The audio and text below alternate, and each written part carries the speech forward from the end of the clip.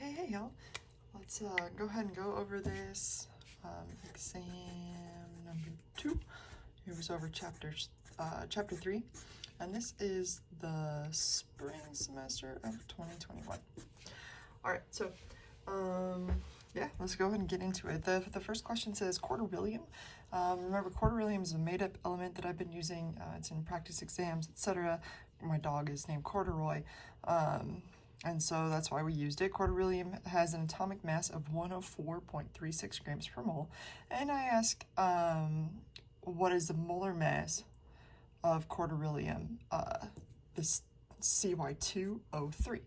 All right, so we know that the mass of quarter-billion is 104.36, and there's 2 of them. So we say 2 times 104.36 grams per mole plus, and then there's 3 oxygens. And oxygen has an atomic mass of 15.9999.994, and I believe I told you to use 2 decimal places, so we'll just round that to 16.00 grams per mole.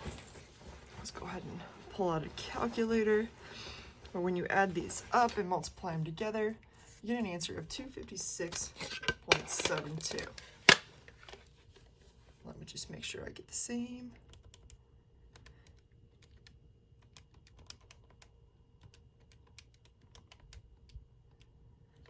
And 256.72. All right, cool. So we are golden so far. Question number 2. Given the above information, in other words, we're using the same information, how many mole is in 48.5 grams? To turn grams into moles, you divide by the molar mass. So we got 48.5 grams of this quarter-billion stuff, and we know that there are 256.72 grams in a mole. And I'm just going to go ahead and keep the numbers in my calculator. It makes it easier to use the whole way through without having to divide anything. And I get an answer of 0.18892. In other words, 1.89. It's got 3 sig figs times 10 to the negative 1. All right, question number 3. How many molecules would be in this sample of 48.5 grams? So we can just take this answer right here, multiply it by 6.022, or we can just continue on what we know. Start from the beginning, 48.5 grams. We know there are 256.72 grams in a mole of this CY2O3.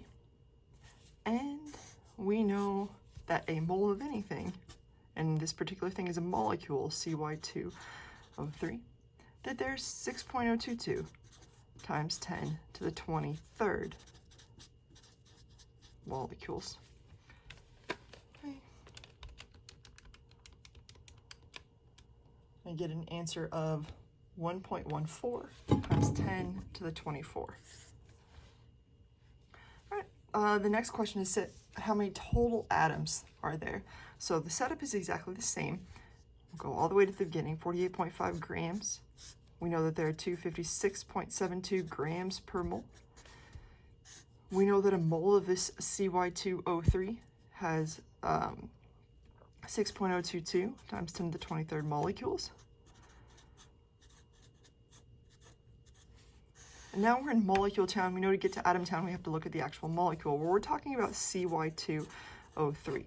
We know if we had a single molecule, that this would have 2 CYs and 3 Os, in other words, a total of 5 atoms. So we take our number that we had from the previous question, and we just multiply it by 5.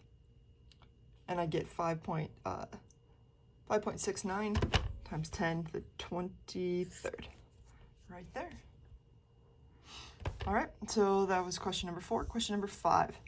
How many protons would be in sulfide ion, S2 negative? Well, actually, we don't even need to worry about the 2 negative. This is a result of changing electrons, the charge. So all we care about is sulfur.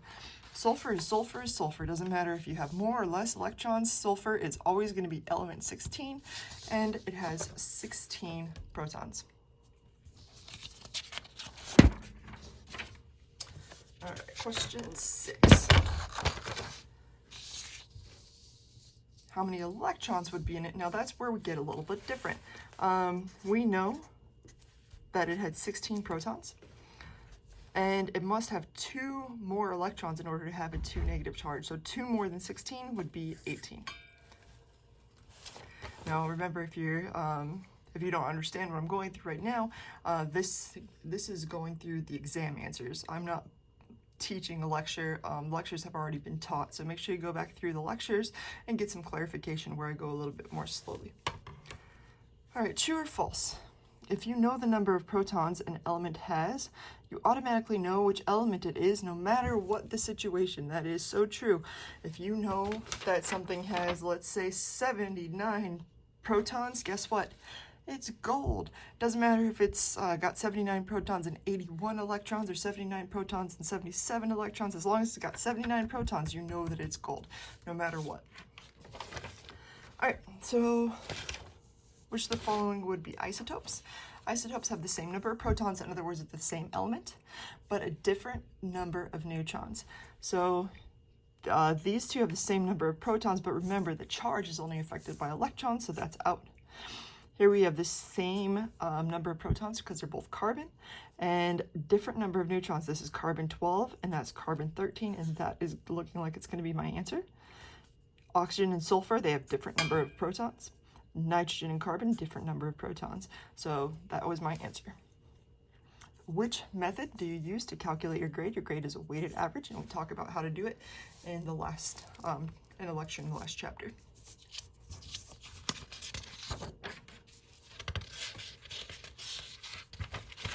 Question number 10. Calcium has several isotopes. So if you grab a handful of calcium atoms, which you likely shouldn't because they'll violently react with water in your hands, they will all have the same mass. So if you grab a sample of calcium, some of them are calcium 40, calcium 39, calcium 41, kind of all over the place, and that would be true. Aspirin has the formula C9H8O4. If you have a sample of aspirin which contains this many total atoms, what is the mass of that sample? And then I give you the mass of aspirin. So let's start with what we got. In the beginning problems, we went from grams to moles to molecule to atoms. Now we're going from atoms back atoms to molecules to mole to gram. Just going backwards. So we have this many total atoms. We know a single molecule has 9 plus 8 plus 4, what's that, 12, 31 atoms per molecule. I'm gonna do this right. I was like, I better go check that real quick. It is 21, y'all. It has been a week. Okay. So 21 atoms in a single molecule. And we know, now we can go from molecule to mole. We know that there's 6.022 times 10 to the 23rd molecules in a mole. And now we're in mole town. Now we just need to go to gram town. We know a mole of this stuff has a mass of 180.16 grams. Okay, let's go ahead and do it. 4.8 times 10 to the 24 times 180.16 divided by 21 divided by 6.022 divided by 10 to the 23rd. And I get an answer of 68 grams. If you got this answer right here, it's a really common one, and it's one I try to warn you about repeatedly in the lectures, etc. You took that times 10 to the 23rd and you accidentally put it up there because you didn't put it in parentheses or you didn't put a division sign in front of it. So essentially, it's a PEMDAS issue. Okay, question 12. Carbon has a few different isotopes, which is most likely to be the most stable and abundant. Carbon, to figure out what's the most stable and abundant, you kind of look at the periodic table. Carbon has a mass right here of 12.01, which means if you're holding a sample of carbon atoms, the weighted average is close to 12. That means most likely they're all, most of them are 12. All right, question number 13. You find a really cool element and it's got this many isotopes with their respective mass and percent abundance as listed. What is the atomic mass of deuterium? All right, so essentially we're going to take each of these and put them in decimal percent: 0.486, 0.223, 0.291. And we'll multiply each one. This is how we take a weighted average. But essentially, we're saying what's 48.6% of this 104.16. And we'll multiply them together, and then we'll add them up. 104.16 times 0.486 is 50.6217. We can keep some extra sig figs. I'm just going to use them in my calculator. 105.11 times 0.223 gives me an answer of 23.4395. And 105.99 times 0.291 gives me an answer of 30.88431. Okay, so now I'm just going to add each of these up, keeping the numbers that are in my calculator.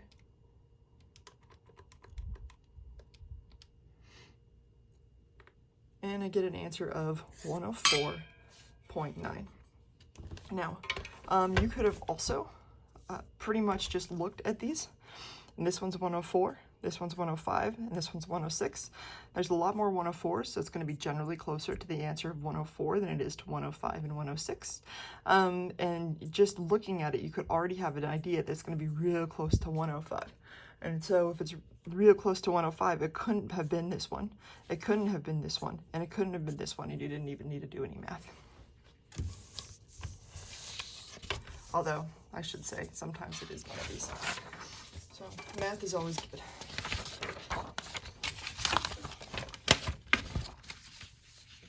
All right, what would be the mass in grams of this many carbon atoms?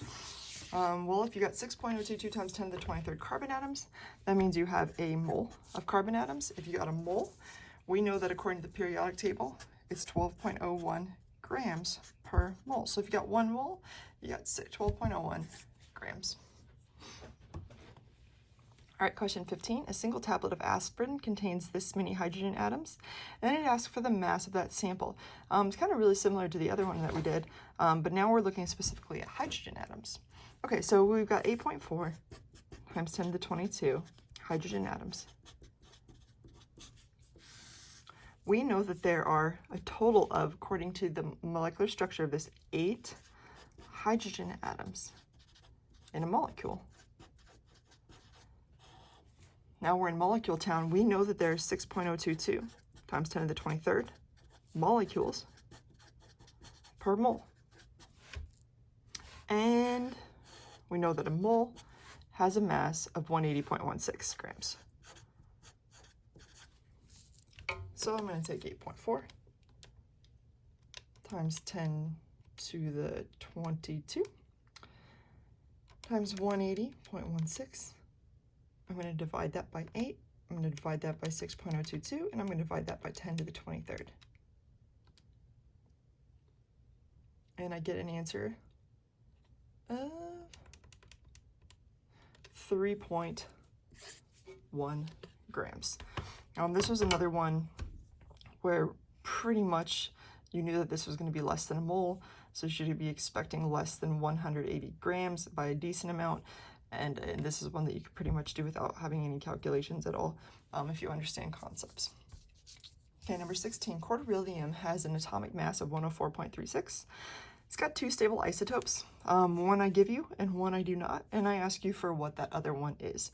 So we know that the total atomic mass of 104.36 grams per mole must equal the isotope mass of this one, 104.18, times its decimal percent abundance, 0.835,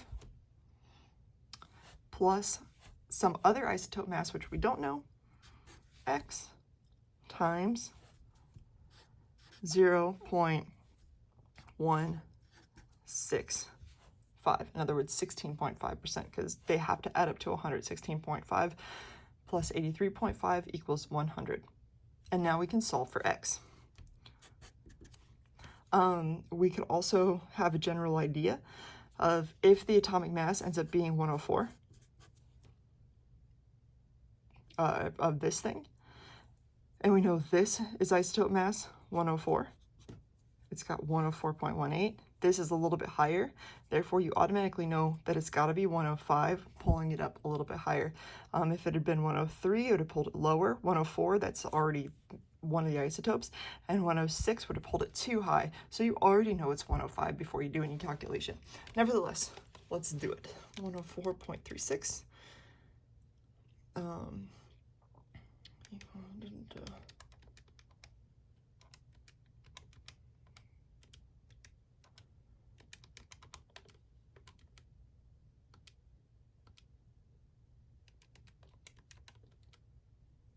And I get an answer of 105.27, which indicates isotope 105.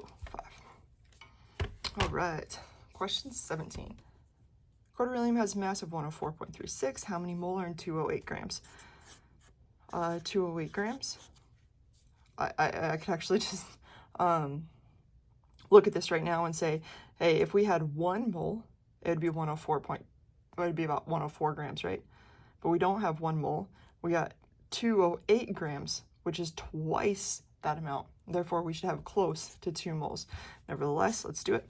208 divided by 104.36 grams per mole gives us an answer of 1.99 mole.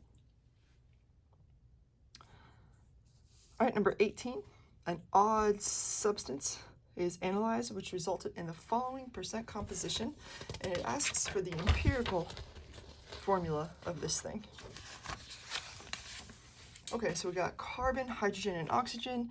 First things first, you change these into grams. We pretend we got a 100-gram sample. If we got a 100-gram sample, 71.95% of 100 grams is 71.95 grams. After we do that, we turn each of these in moles. We do that by dividing by the molar mass. So I'll divide this by 12.01. I'll divide this by 1.008 according to the periodic table, and I'll divide this by 16.00. Let's see what answers we get there, and then we'll move on.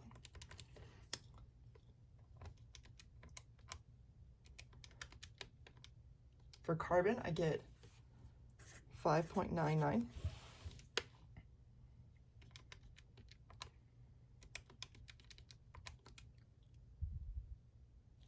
For hydrogen, I get 11.98. And this was 5.991. I'll keep 4 sig figs. And then 15.97 divided by 16.00 gives me 0.998.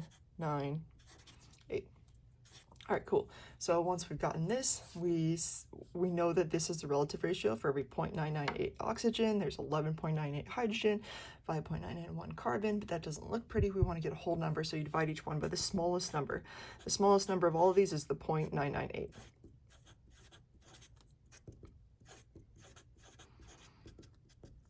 Let's see what we get. This one will give us 1. If we take 11 and divide it by the 0.998, 11.98 divided by,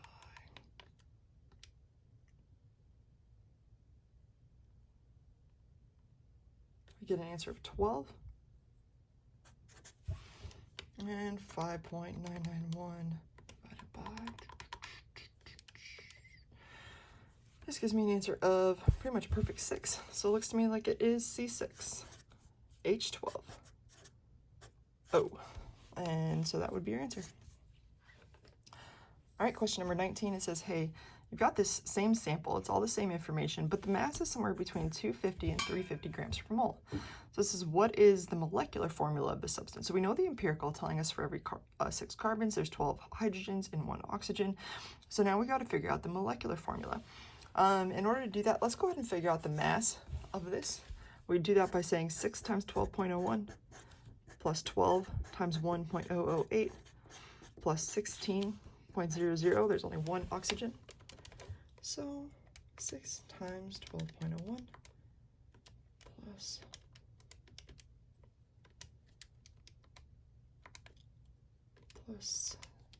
16. Give me an answer of 100.